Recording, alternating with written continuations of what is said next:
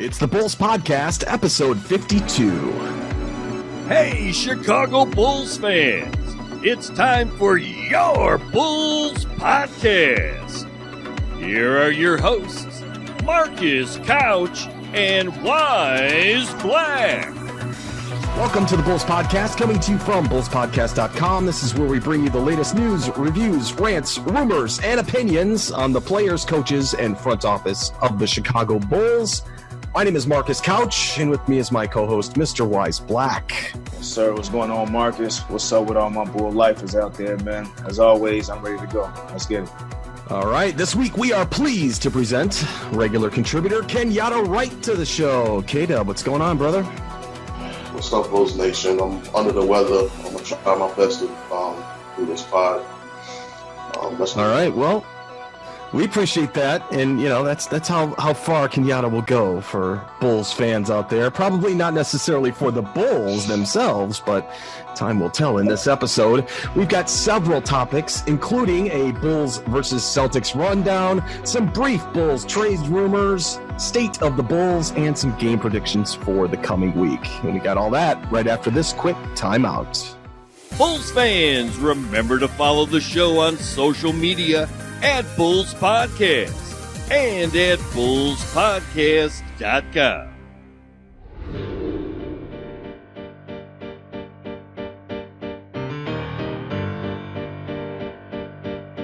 Okay, we're back, and we're going to talk some Bulls versus Celtics post-game. Tonight, the Chicago Bulls took on the Boston Celtics in Boston and got blown out. I didn't even write the score down. So tonight, Zach LaVine had 30 points. Lauri Markkanen with 6 rebounds. 6 rebounds. Ugh. Thomas Satoransky, 7 assists. 2 steals for Lauri Markkanen and 2 blocks for Daniel Gafford. The Celtics were led with Jason Tatum, who was playing on fire out there. Enes Kanter. I always thought it was Enes Kanter, but I was watching the Boston feed, and they pronounced it Enes Kanter, and his nickname is N, so that cements it for me. Gordon Hayward, 8 assists. You know what I noticed in this game, besides our horrid 24% three-point shooting? That Chris Dunn only had 2 assists all night and 9 points in 30 minutes. That was very uncharacteristic of Chris Dunn. So, Wyse, what were your thoughts of the Celtics game tonight? Man, this game was basically ugly from the start, if you ask me. In my opinion, mainly due to the lack of an inside presence on both ends, because I thought the most important player in this game for the Bulls outside of Zach LaVine was Daniel Gafford. I mean, you could see what having him on and off the floor did for the team practically all night. You know, when he was on the floor on the offensive end, the team had a guy to box out, grab offensive boards, someone who had a strong inside position to score easily with dunks, rim rolling, and second chance buckets, which is what we needed when our guards were struggling early in the first half. And on the defensive end, Gafford proved his defensive prowess by rejecting 2 of Jason Tatum's dunk attempts, which basically put Boston on notice in regards to not thinking it was sweet down low. But, I mean, due to the refs' poor calls, like Gafford was in foul trouble most of the night, and when you replace him with Luke Cornett, it becomes open season. Like, not to mention when you have Luke trying to guard guys off the pick and roll at the top of the key and expect him to switch and get back down low to defend the paint, when everybody and their mama can see that you're going to get burnt every rip relying on that defensive play style. His feet are just far too slow for him to do that, Jim. Like, I don't understand why you don't see that. I think they should, as I've said before, just stick to the zone when Luke is in. But whatever. Another thing I saw was Lauri getting killed on defense. Big time. It's his thing always. Not blocking, not switching in a timely manner, not contesting shots strongly enough, and the horrendous defense. You couple that with his nearly zero offensive production. The only guys who acted like they wanted to play tonight on the offensive end was Thad.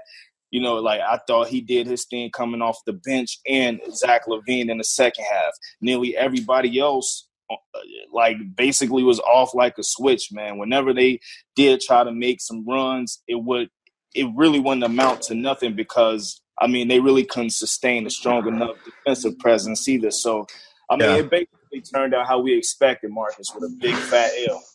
Yeah, and I'll tell you this. I was watching, like I said, I watched the Boston feed, and you know what they said, those announcers? And by the way, Brian Scalabrine is an incredible announcer for Boston, the White Mamba. He does the play-by-play, not the color commentary, which is awesome. He commented, boy, this Bulls team looks really unenthused out there.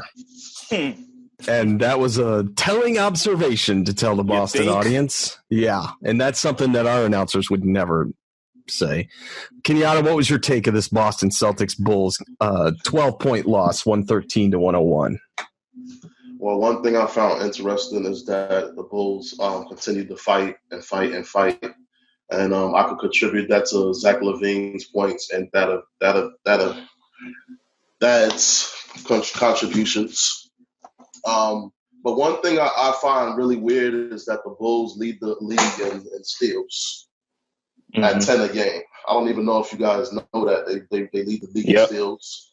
And well, I think that's because other teams know how bad we suck and they're just playing a little too loose.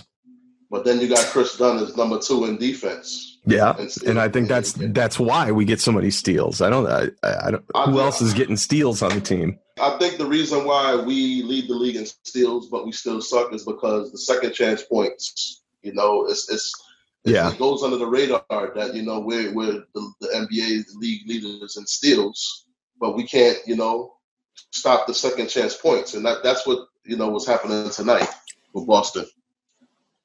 Yeah, no, I thought, like, so they do play the lanes very well. And a lot of that has to do with the athleticism of Chris Dunn and Zach LaVine. Like, that's really where a lot of the steals come from. But I think, like, and even our defensive rating is pretty decent as well. I believe we're in the top 15 when it comes to defensive rating. But those numbers are a bit skewed, if you ask me, because when we play trash teams, we just kill them. We just kill them on the defensive end because they don't really have anybody to speak about who can really kill us on offense. But when we play teams like tonight in Boston, it shows that our defense is truly mediocre. Like, outside of guys like Chris Dunn, and not to mention Daniel Gafford, can't forget about his contribution.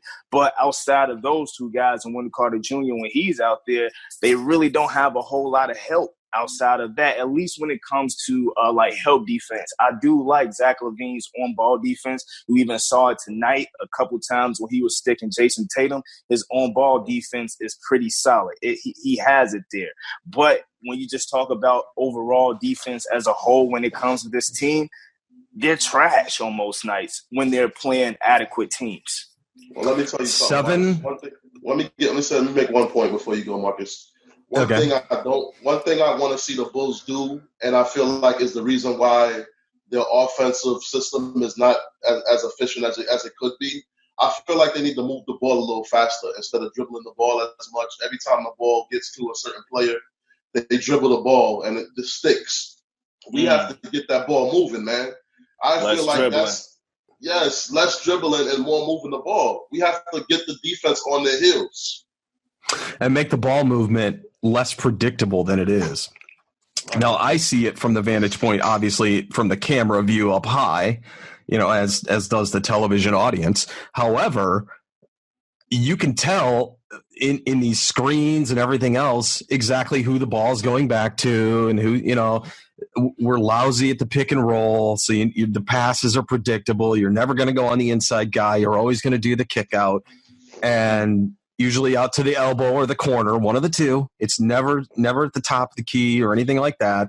So that's the thing. Our offense is predictable, and it's hilarious. I was looking on Reddit, and they were analyzing one of Jim Boylan's interviews, and I know that we're going to get to this in the State of the Bull here later in the podcast, but they were comparing him to a high school coach. The way he interviews, the way he talks, and even the plays that he makes up are just like high school plays. That's laughable.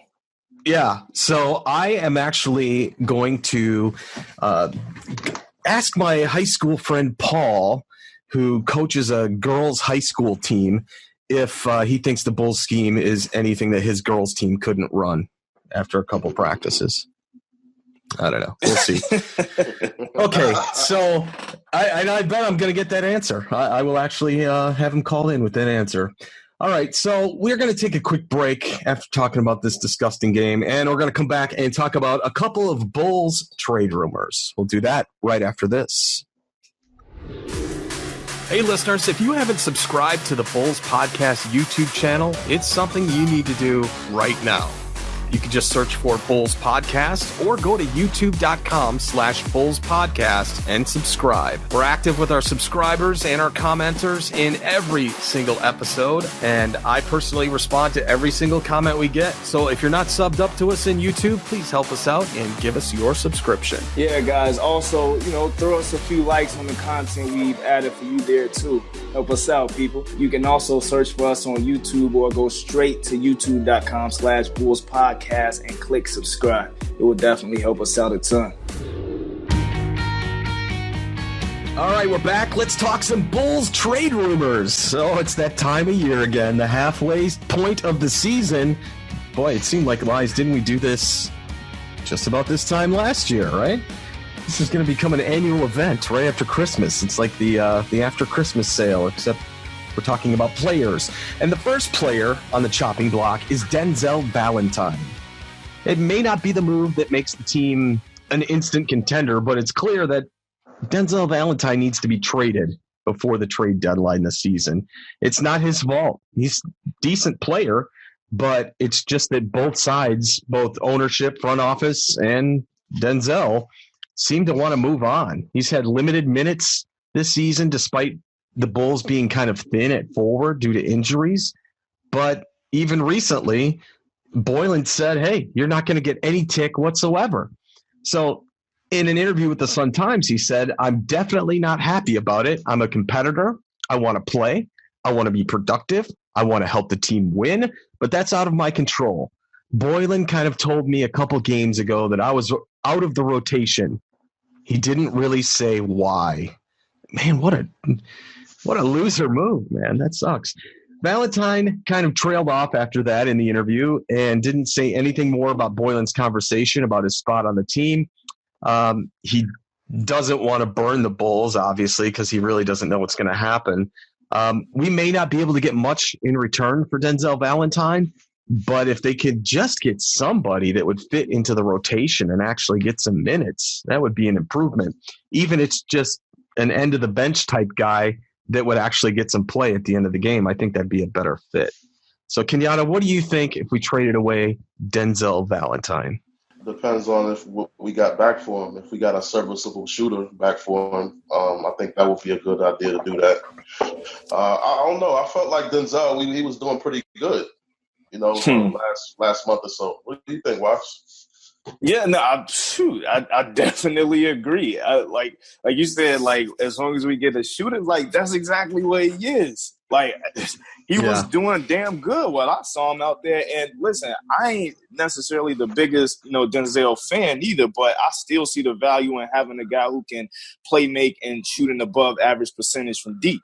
You know what I'm saying? Yeah. Especially on a team that could use more legitimate three-point shooters. Because outside of Denzel, all we have is, two other true shooters from deep, and Zach and Otto.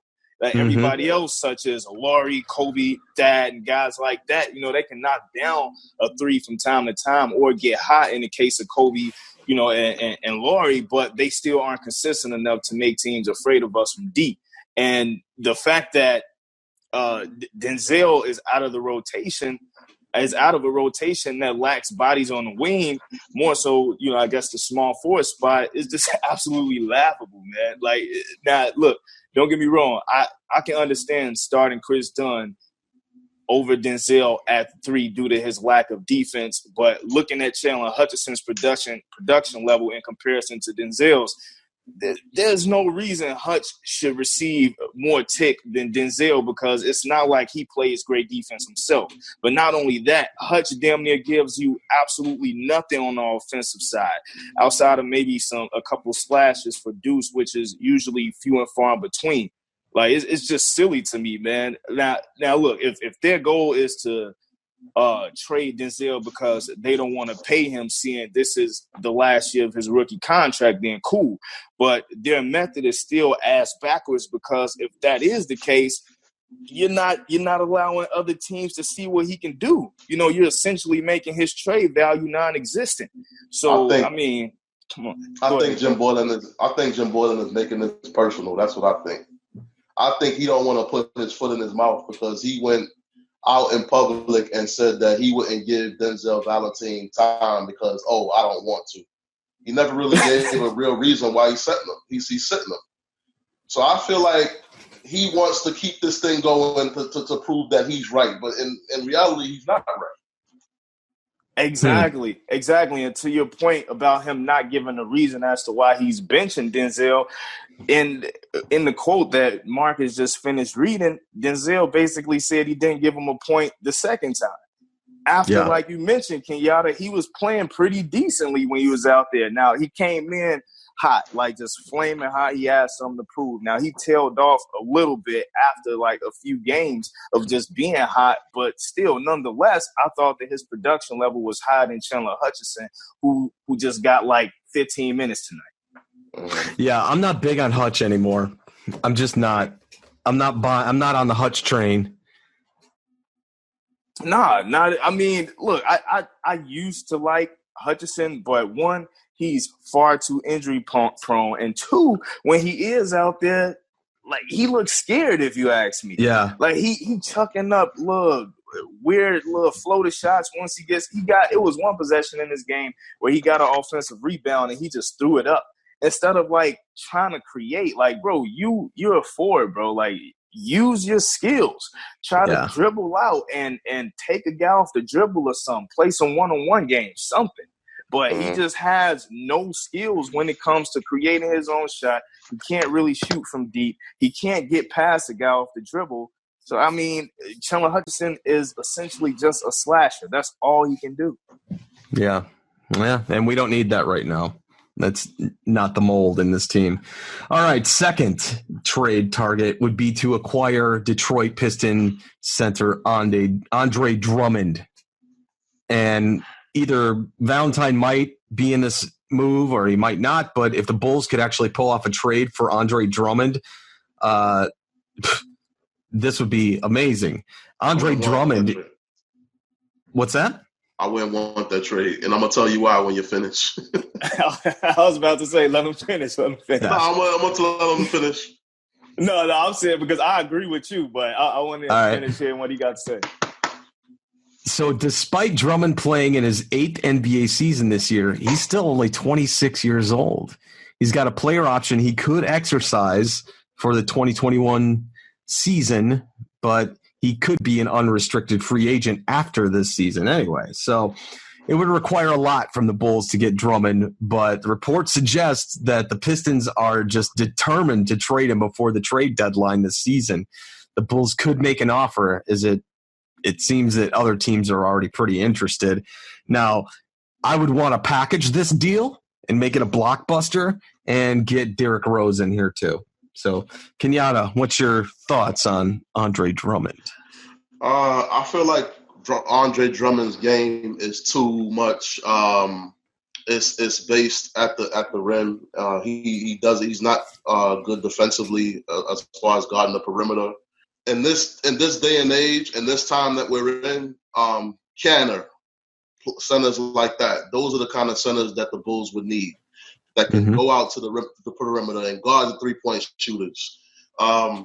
I just feel like Andre Drummond is like the old school center that can't guard the perimeter, and I feel like it would run us into a lot of problems. Well, I mean, so I actually like Andre Drummond's production. I mean, like, the dude is a freaking rebounding machine. Like, he could average like 15 rebounds if he wanted to. I actually think he averages something close to that, about 15 boards. And I mean, I like his presence on the inside.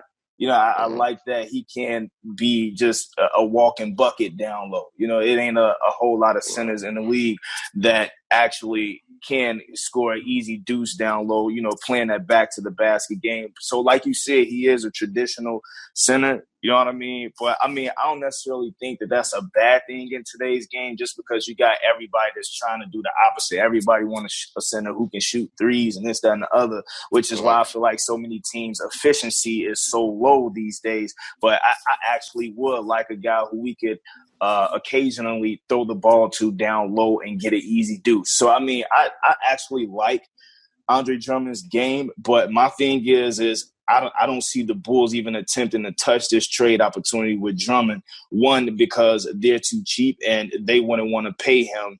And there's no way I see Detroit taking an injured Otto Porter Jr. to make the money fit. And not only that, but I can see the Bulls holding their hand in regards to the future of Wendell Carter Jr., who's only 20 years old still. So I think they feel like they really don't know what they have in him yet, meaning whether he can develop into an all-star caliber player. Plus, I suspect they rather bank on that situation rather than acquiring Drummond this year and very possibly having him walk once his contract is up. Truthfully, at this point, I don't think the Bulls have any untouchables, though, outside of maybe Zach. He's your most consistent and valuable piece. I know we like to think that's Laurie, but with how he's looked this year, I don't know if I would consider him untouchable simply due to the fact that we haven't seen any substantial growth out of Laurie, heck, if any, for that matter. So, I don't know if we have really any untouchables on this team in regards to a trade. I hear you. And I actually would say Lowry may be one of the untouchables, but if the right offer came about, I think I'd pull the trigger on it. Kobe White may be an untouchable, depending on who you could get in return. He's got a lot of promise, but I don't think you're going to get rid of a rookie contract at the trade deadline. He'd have to be a throw-in or something. But anyway, there will be more and more and more trade talks as we go on here in the Bulls podcast. You got something else? Before you guys go, I'll tell you there's one player that I would like to have on the Bulls. Ricky Rubio. Really? We had a shot at him this summer. We sure did. We could have got him. Why you say that, though? Because he's a facilitating point guard, and his job out there is just to get everybody else involved. And I think he'll get everybody in rhythm on the team. I feel like how's Phoenix doing this year? Where's he playing? Phoenix or Utah? Where's he playing? He in Phoenix. Yeah. They was doing decent earlier. Yeah, he's still there. They were actually playing pretty damn good early, but I think they kind of tailed off and they back to them all. They got DeAndre Ayton back too. Yeah, but I hear that his production is pretty decent over there. Like I have been hearing him on Sports Center and all that, and they have been talking about or at least early on. Lately, I haven't really been hearing nothing, but early on they was talking about Rubio's production in Phoenix when they actually looked like they were going to do something. You know what? By the way, I got to say something else about Drummond, because remember in the Detroit game the other day, he threw the ball in the back of Gafford's head. And I'm with Drummond on that. You don't scream in my face, man. That's no way. That was the game that I only saw the fourth quarter. So Gafford, I believe, dunked it, came down, screamed in Drummond's face, like a Carlos Boozer scream. And then Gafford turned around to go back, and Drummond had the ball on the inbounds and basically inbounded off the back of Gafford's head, threw the ball at him, got a double tack, and got thrown out of the game. Nice. Wow. Nice, Dave. Yeah. But you could hear the audio, and Drummond is like, "Oh, it ain't gonna be like that." He's talking to rookie Gafford. It ain't gonna be like that. You ain't gonna yell in my face. No way. He was ready to throw hands, huh? So I'm gonna tell you this: we swept Detroit, but the next time Drummond and Gafford go at it, it's gonna be a battle. I'm circling that on the calendar. Are we done playing Detroit this year? We've played them 100 times already. Yeah, damn, we can't count on those wins anymore. You don't want no smoke with Gafford, yo. Yeah. All right, so let's get to State of the Bulls. At 14-27, there really isn't much to say about the Bulls except that we need a new coach, a new lineup, and a new front office. It's a wonder this team has any fans left at all. But here we are, still here, with hope in our hearts and prayers in our mind for the team to deliver us from complete mediocrity. time will tell what this season turns out to be and what trades may happen in the next few months. But one thing's for sure, this is not the Bulls team that they sold us at the beginning of the year. Improvements need to happen right now. And so for posterity's sake, let's go back the last 5 years. In the 2015-2016 season, halfway point, we were 24-17. The next year, 20-21. Both of those years, we averaged about a 500 record at the end of the year. 2017 and 2018, we were 14-27. Basically, the same record that we've got now. We finished that year with a 27-55 record. This was the Zach LaVine came back halfway through the year season. 2018-2019, we finished, this is last year, 22-60. And right now we are 14-28, and we will probably finish 25-57 if we're lucky. So, that being said, Kenyatta, give us your state of the Bulls. I don't see no playoffs for us, man. I don't. I feel like it's been enough games for us to see some kind of improvement. There's been little improvement as far as like the steals and, individual stats with Chris Dunn and other players like Sato. But I don't think I don't see us making the playoffs. I don't understand how else I can put it. Hey, my fault. Go ahead. Nah, I just don't see us making it, man. I'm just being honest. I don't want Bulls Nation to attack me, but I'm just being honest. I haven't seen any improvement, and the only teams that we've been able to beat is the Hawks and the Detroit Pistons. Bro, nobody can attack you for saying that. The writing's on the wall. We all see that. You feel me? Like, if anybody is thinking that, look, or I guess they possibly could creep in. Orlando is horrible themselves, so whatever. But I'm not even focused on that. I don't even care to make the playoffs this year, to tell you the truth. I don't even think it would be smart for us to, just because we're just going to get trashed by Milwaukee or whoever is the number one seed. And I think that would do more bad than good, if you ask me, in terms of like just the players' morale and all of that. I don't know.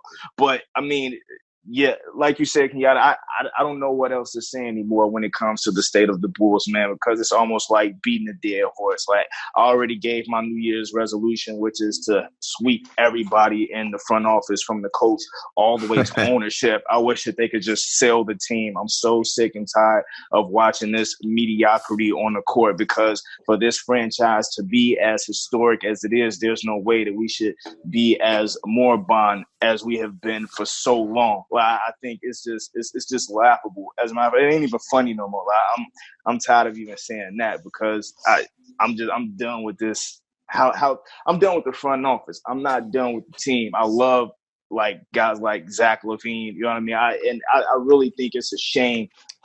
Even Thad Young, seeing him starting to like catch a little bit of light.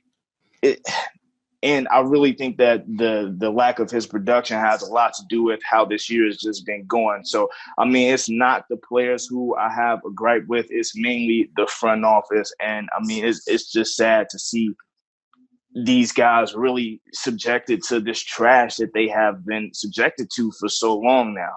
Like, they're not willing to fire this coach. They are not willing to do what's right for this team to get us in order, to get us back on track to being a franchise to be reckoned with as we should. So, I mean, I don't know how many more ways that I can say it, but I'm done with these dudes in the front office. That's it.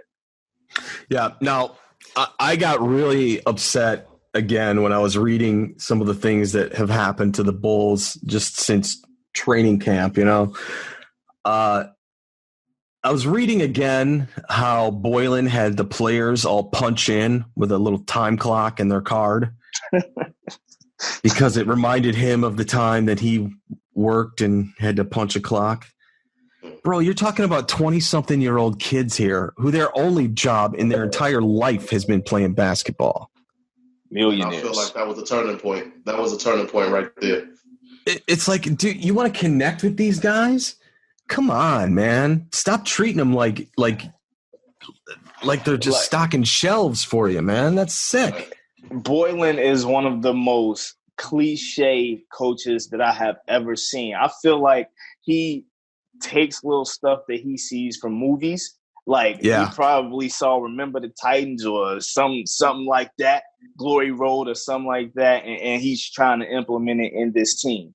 Like, that's all fine and dandy, but at least switch it up some, man. Like, I can understand you taking a philosophy in certain movies like Coach Carter. I thought that was a damn good movie that a lot of coaches kind of like at least when I was in grammar school coming up, I know my coach was trying to implement. He was trying to be Coach Carter.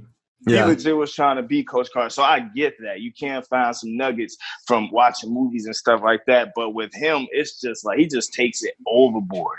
He just takes it overboard, and it doesn't work. You trying to have these young dudes who are millionaires punching the clock, bro, and doing suicides and all this other crap. Like, bro, yes, you're definitely not going to have their ear or really have their respect when you're treating them like kids. And I keep hearing about his pedigree. Oh, he worked with Pop. He worked with this guy, that guy. He was in this program. He was at Utah. He did all this. But did they do those things there? I don't think so. And I'm gonna let you know this right now, Marcus. I was the number one person that kept bringing up those credentials, but he's not showing that he learned anything from those situations. No. And I think it's just sour grapes from this point on. I think Zach's just pretty much like we talked about a couple weeks back. Zach looks at Kobe and just goes, "It's me and you, man. It's me and you." That's it. All right, we're going to take a quick break. Yep, we are going to take a quick break. And when we come back, we're going to predict the games for the next coming weeks here on the Bulls podcast right after this. Hey everybody, remember we are a new show and we do need your support in social media. We made it really simple to find us with some special redirect links. You can find us at Bulls Podcast on Twitter, on YouTube, on Instagram, and go to bullspodcast.com/Facebook to get tied into our Facebook group. And if you'd like to subscribe to the show, we are on Apple Podcasts at bullspodcast.com/Apple, on Stitcher, bullspodcast.com/Stitcher, and on Spotify at bullspodcast.com/Spotify. Okay, let's predict the next few games this coming week. We've got a game coming up Wednesday, January 15th at the United Center versus Washington. We predicted this one last week, Wyse. I predicted a dub. You predicted an L. Kenyatta, what do you think? Bulls versus Washington Wizards, Wednesday the 15th. Last time these two played each other, it was a game winner by Wendell Carter Jr. under the basket, assist from Zach LaVine. These two teams match up pretty good together. Where's the game at? It's in Chicago or is it in Washington? Yeah, it's in Chicago. Yep. It's in Chicago. I don't know. I'll probably take the Bulls in this one. All right. We're going to put you down for a dub. Then we've got the Bulls on the road Friday the 17th. 6 o'clock Central Time is the game at Wells Fargo Center. Bulls versus the 76ers. I'm going to say the Sixers are going to kill them, and we're going to take an L. Wyse, who you got? Yeah, duh. They're definitely taking that L. I think Joel Embiid's out, but, I mean, it doesn't matter. I don't see them beating him. Yeah, that weird hand injury where his finger was pointing the other way. Did you see that clip? Ugh. Oh, yeah. I wish Gross. I didn't. Kenyatta, who you got? Bulls 76ers, Friday the 17th. Joel Embiid is going to be cheering in his suit. That's all I got to say. All right. And then the following day, we're taking on the Cleveland Cavaliers back home at the United Center. I think we're going to win this one. Wyse, who you got? If Wendell Carter Jr. is still out, I think that we're going to lose. Or if Daniel Gafford has the luck that he had tonight with the refs, I think we're going to lose. But looking at the way that Tristan Thompson has been balling lately, we don't have an answer for him, man. So I mean, it's really dependent on those two factors. But I'm gonna say W. I'm gonna go with a W. Oh yeah, all right. Hopefully. And Kenyatta, what you got? Dub. All right, 3 dubs. All right, we got a website here. Monday the 20th, 4 o'clock in Milwaukee at Fiserv Forum. Bulls taking on the Bucks. I'm saying that's a definite L. Yeah, no brainer. Wyse? No brainer. L. Kenyatta? Loss. L. All right, that's it. Okay, when we Yeah. Yeah. Have you guys noticed that Giannis is taking games against us really personal lately? Yeah. Is he? Like, what did we do to him? Yeah, he's trying to fight Denzel the last game. Denzel Valentine? Was it I think it was Prince Dunn. Yeah, I don't know. Maybe we're playing a little dirty. Who knows? I know that we got some history with them. Yeah, I was about to say he probably got some, like some old stuff steaming from way back when Mike Dunleavy was on the team and he floored him and all of that. Like that. So Giannis probably get up for every time he played. And if you recall that playoff game, we blew them away. I mean, I think we were up 40 at half. Yeah, that's old beef. So Giannis just got a thing with the Bulls. Makes a lot of old sense. beef. I'll bring that up. Yep. That's all that aged beef going on over there. All right. Okay, so we're going to come back and close it all out right after this. All right, before we close it all out, just to remind everybody, we did spill the beans last week. Episode 53 is going to feature the very first Hall of Famer on the Bulls podcast. We interviewed number 53, Artis Gilmore, and we're going to release that on Tuesday, January 21st. And that is a must-listen to episode because Artis is a legend, arguably one of the best centers to ever play the game, certainly the best Bulls center by far. He deserved to have his number retired. And actually, Wyse and I are going to start to gather the troops, circle the wagons, and start a campaign to get his number retired. I've talked to a lot of people on Twitter with direct messages and stuff, and I think that we might be able to get a campaign going, Wyse. So next week, the 21st, is going to be pretty awesome. So we're going to unveil number 53, and I hope everybody liked number 51 with Ryan Archidiacono doing the intro. That was pretty cool. So with that being said, you can follow Wyse Black on Twitter at @radical_creator. Same with Instagram. On YouTube, you can find him at Wyse Black as your handle name there. So search for him there. On Twitter, you can find me at Marcus Couch. Same with Instagram at Marcus Couch.